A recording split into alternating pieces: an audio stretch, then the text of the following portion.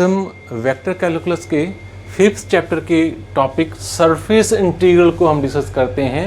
Surface integral क्या होता है, इससे पहले हमने क्या डिस्कस किया था, सेकंड एक्सरसाइज में हमें डिस्कस किया था line integral. Line integral mean single integral, जब एक इंटीग्रल हो वो अलोंग स्ट्रेट लाइन हो या कोई अलोंग कर्व हो तो उसको सोल्व कैसे किया जाता है, इसके मेथड्स और कुछ मैंने क्वेश्चंस आपको बताए थे।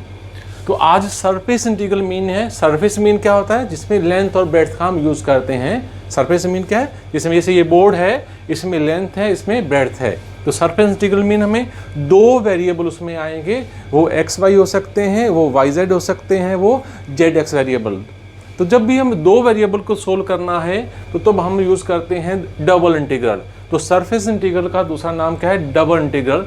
अगर दो इंटीग्रल को हम सोल्व करेंगे तो that is called surface integral. हम इसकी डेफिनेशन में आते हैं। A integral which is to be evaluated over a surface is called surface integral. ऐसा इंटीग्रल जो किसी सरफेस के ऊपर इंटीग्रेट किया जाए तो उसका नाम होता है surface integral. The surface integral of F vector over a surface S is denoted by, और इसको मैथमेटिकल फॉर्म में कैसे लिखना है, ये सरफेस इंटीग्रल है। यहाँ पे एक्स वाई दो कंपोनेंट हो सकते हैं, वाई जेड हो सकते हैं, वो आगे हम बताएंगे। F vector dot D S vector, और इसको हम ऐसे भी लिख सकते हैं, F vector dot N unit vector into D S. ये जो यहाँ पे हमने कोट किया हुआ है डी एस वेक्टर, इसको बोलते हैं एरिया वेक्टर। इसका नाम क्या है, area vector. Area vector equal to क्या है, dx। जो हम आम एरिया लेंथ तो ब्रेड्थ, वो तो आम एरिया है। अगर उस एरिया को हमने वेक्टर की फॉर्म में लिखना है तब बोला जाएगा एरिया वेक्टर। और एरिया वेक्टर का ये तो होता है मैग्नीट्यूड, उसका मैग्नीट्यूड क्या होगा, दैट इज ds। ये तो उसका मैग्नीट्यूड है, मीन ds वेक्टर का मॉड, और ये उसकी डायरेक्शन है। तो एरिया वेक्टर की जो डायरेक्शन होती है वो होती है outward drawn unit normal vector.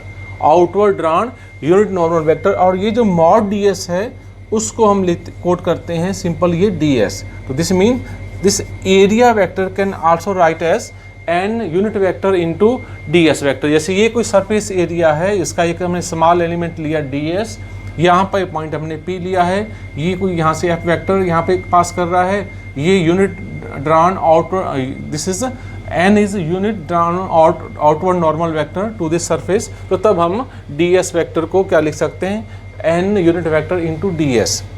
तो ये तो था इसके बेसिक के ऊपर। अब न्यूमेरिकल जब हमें सोल्व करना है तो कैसे आपने सोल्व करना है, तीन टाइप के फार्मूले बनेंगे जब न्यूमेरिकल हम सोल्व करेंगे। तो पहला जो फार्मूला क्या है, orthogonal projection of surface S on X Y plane. X Y plane के ऊपर, वाई जेड प्लेन के ऊपर और जेड एक्स प्लेन के ऊपर।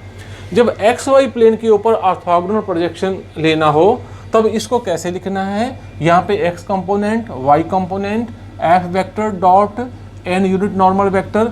ये जो ds है इसको ऐसे लिखना है, हमने एक्स वाई प्लेन के ऊपर प्रोजेक्शन लेना है तो यहाँ पे dx dy mod N unit vector dot जो साइड्स हमारी रह गई है, कौन सा रह गया उसमें, z, वो इसके परपेंडिकुलर होगा।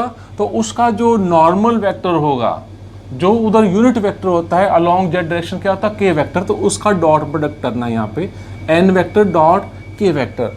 अगर हम वाई जेड प्लेन लेते हैं तो ये dx की वैल्यू क्या आएगी, dy dz। अब इसमें y नहीं है, सॉरी इसमें x नहीं है, तो यहाँ पे n वेक्टर डॉट i कर देना।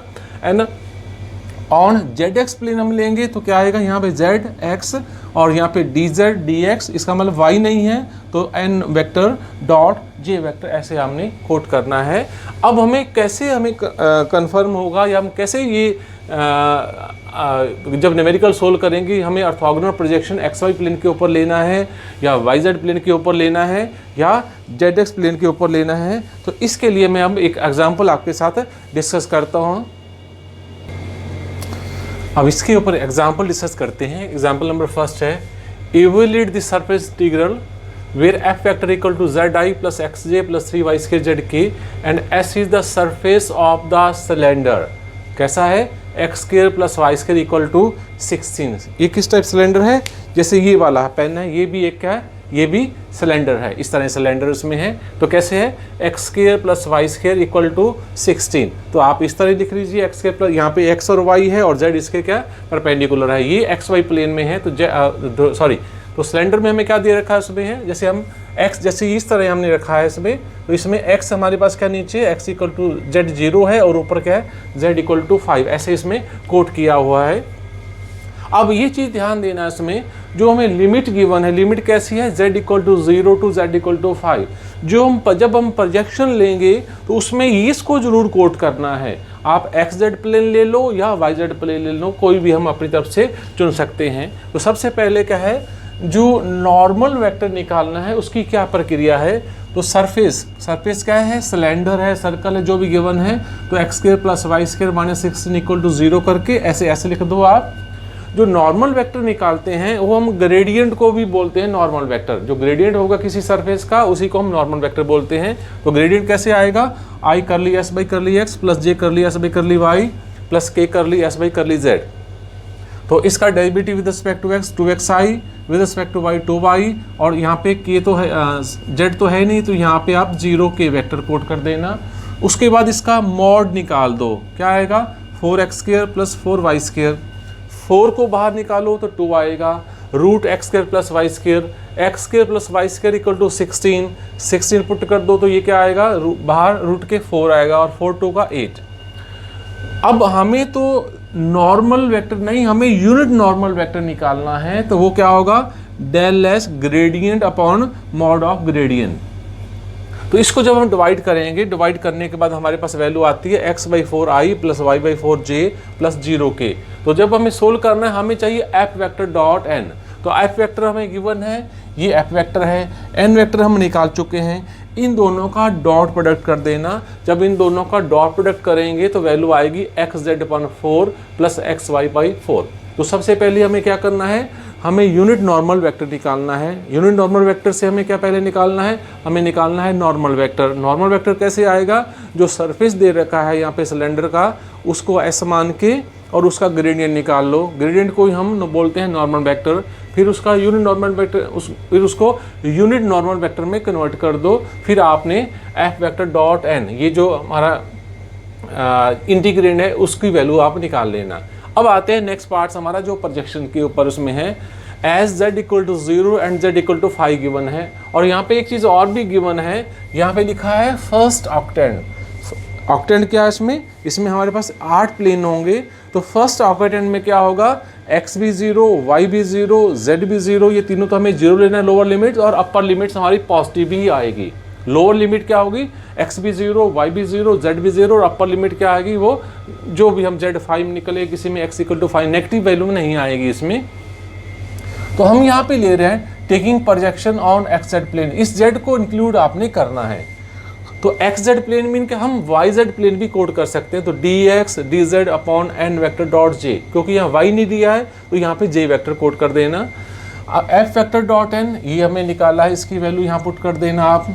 उसके बाद नेक्स्ट क्या है, dx dy, और n वेक्टर डॉट j क्या आएगा, इसकी वैल्यू। इसको जब आप सोल्व करोगे, ये क्या है, देखिए यहाँ n वेक्टर है, n वेक्टर को j वेक्टर से जब मल्टीप्लाई करेंगे तो j वेक्टर को लिखना कैसे, आपने j वेक्टर को इस तरह लिख देना आप, j vector equal to 0i plus 1j plus 0 के, ऐसे कोड करना है। j वेक्टर को कैसे लिखना है, 0i plus 1j plus 0 vector. अगर i वेक्टर हो तो कैसे लिखना है आपने, 1i प्लस 0j प्लस 0 के। और k वेक्टर को कैसे लिखना है, 0i plus 0j plus 1k। तो डॉट प्रोडक्ट करना हमारे लिए आसान हो जाएगा।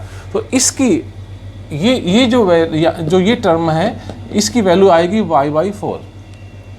फिर आपने क्या करना है, ये 4 तो ऊपर चला जाएगा, 4 से तो 4 कैंसिल हो जाएगा, y इसके नीचे y, इसके नीचे y, तो हमारे पास value I X Z upon Y plus x.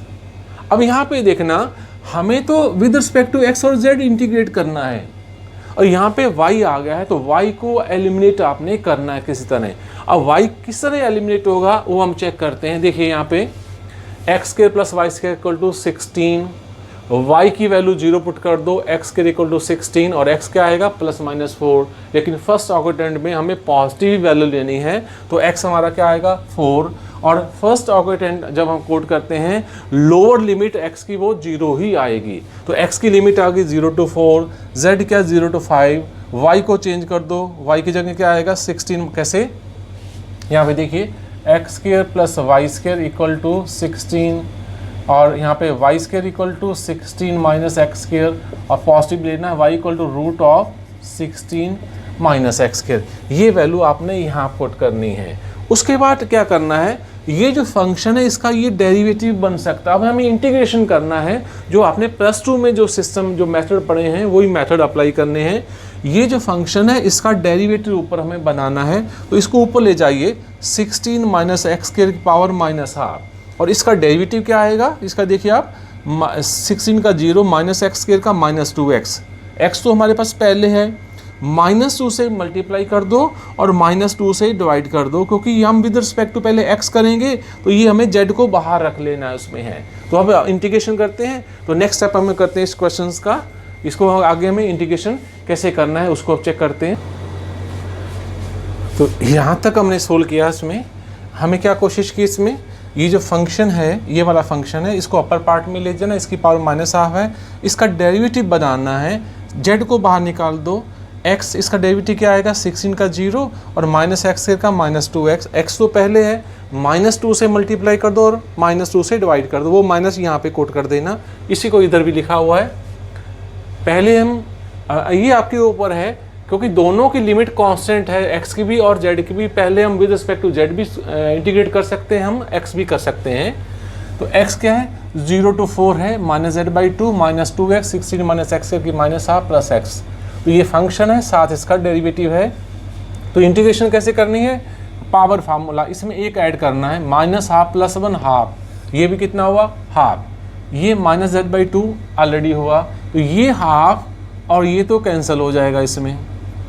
तो यहाँ पे तो हमें ये मिला -z इंटू दिस, इस x की आएगी x² और x की लोअर लिमिट 0 है, अपर लिमिट 4 है। फिर आपने ये वैल्यू पुट करनी है, यहाँ पे एक इंडिकेशन तो खत्म हो गया, अब हम उसकी लिमिट पुट करनी है। तो पहले आपने 4 पुट करना है, किसमें x में, यहाँ 4 पुट कर दो, यहाँ 4 पुट कर दो, माइनस करके आपने यहाँ 0 पुट करना है। ये स्टेप लिखे हुए हैं, जब हम 4 पुट करते हैं और जब हम 0 पुट करते हैं। तो 16 माइनस 16 ये तो 0 आया, ये 16.2 है क्योंकि यहाँ में पुट करना है 4 का स्क्वायर क्या आता है 16.2, ये 8 आया, माइनस ये तो 0 बना, 16 का रूट क्या होता है 4, ये -4z, बाहर भी -4 है, तो ये बनता है 4z + 8, z क्या है 0 to 5। फिर इसका इंटीग्रेशन करना है 4 × z² + 8z और अपर लिमिट z की 5 है, लोअर 0, इसको पुट करके सोल्व करोगे तो इसका आंसर 90। फिर मैं एक बार रिपीट कर दूं आपने कैसे करना है। इसमें एक हमें एफ वेक्टर दिया हुआ था, सरफेस हमें सिलेंडर दिया होता है x² + y² = 16 और सरफेस इंटीग्रल हमें निकालना था, या हमें तो या हमें क्या इवैल्यूएट करना था, सरफेस इंटीग्रल कौन सा f vector dot n × ds। तो सबसे पहले आपने क्या नॉर्मल वेक्टर निकालना है, और वो क्या normal mean normal to the surface, और वो क्या आता है नॉर्मल टू द सरफेस, उसको हम ग्रेडियंट बोलते हैं। सरफेस कैसा था x² + y² = 16, उसको लिख दिया s = x² + y² - 16, उसके partial derivative with respect to x, with respect to y, with respect to z निकालो, जिसको हम बोलते हैं ग्रेडियंट। तो आपने डेल s निकालना है, उसका मॉड निकालना है, और नॉर्मल वेक्टर क्या होगा n vector del s upon mod of del. तो नॉर्मल वेक्टर फिर f वेक्टर हमें गिवन है, उन दोनों की आपने डॉट प्रोडक्ट करनी है। डॉट प्रोडक्ट करने के बाद वो वैल्यू मैंने यहाँ कोट की हुई है n वेक्टर डॉट j, ये सोल्व कर लेना, तो ये y/4 आता है। लेकिन क्योंकि लिमिट z की गिवन है तो कैसे करना, z की लिमिट अगर गिवन है तो आपने क्या करना होगा, हमें प्रोजेक्शन ऑन xz प्लेन लेके ये हमें सोल्व किया था और इससे हमें आंसर मिला है। Thank you student.